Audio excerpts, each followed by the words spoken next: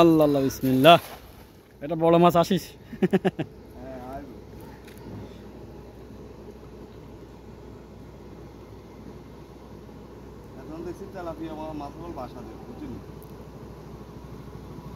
না তবে এবার কিন্তু যাদের পুকুর মানে আমরা ইয়েতে আছে জমির ভিতরে আছে না, এরা কিন্তু পানি টান পড়লে মাছ কিন্তু এরা পাইব, আল্লাহর রাস্তায় মাছ মেলা পাইব। এরাই তো কত মানুষের লক্ষ লক্ষ টাকার মাছ চলে গেছে।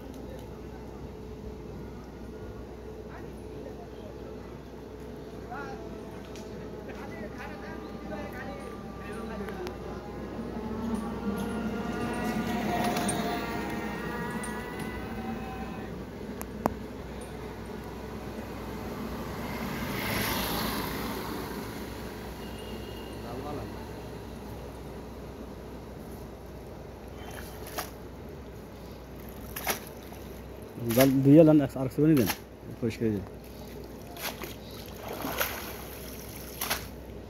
নাই তেলাপিয়া সাওয়া নাও গাছে দেখলাম।